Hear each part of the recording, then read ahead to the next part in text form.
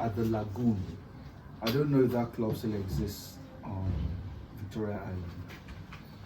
And I was there as a young journalist who went to cover for Vanguard newspapers.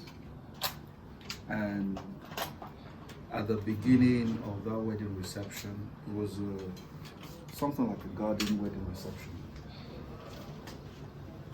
They just invited this man from Celestial Church, a shepherd, to come and do the opening prayer. It was just opening prayer.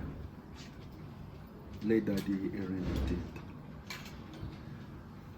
And as he came out of the crowd to come and pick the microphone, I saw his afro. It was barbed to a T. There was not a strand of hair out of place.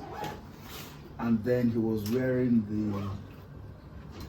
the evangelist garb, sutana and coat. And I was amazed at the whiteness of his sutana, the neatness of his hair. And the last thing that got me was his impeccable English when he picked the microphone.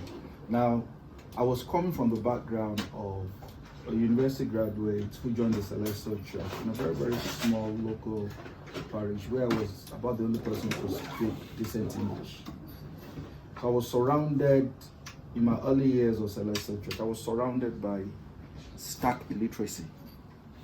So it had become my frame for Celestial Church until I met this man. And I didn't stop telling everybody who cared to listen the kind of impression he made on me. They didn't introduce him with CCC Akoka 1. You know, they just mentioned his name, Evangelist Erinle. And I remember going back home thinking, wow, if people like this can be in Celestial Church, and they called him a shepherd. Okay, maybe the cocoon I found myself does not represent all of Celestial Church. So, late Shepherd Erinle was my first insight into the possibilities in Celestial Church for educated people. Up to that time, I thought illiteracy was the trademark of the church. So if almost 40 years on, as a member of Celestial Church, I still see the damning negativity of mass illiteracy. And I wonder, how did someone like Shepherd Erinle cope? Because I was just a member, reacting not very well to all the illiteracy that's surrounding. I asked myself at some point, Kunle, what are you doing here? Leave this church. This is not like the Methodist church you were born into and raised in. How did someone like him cope?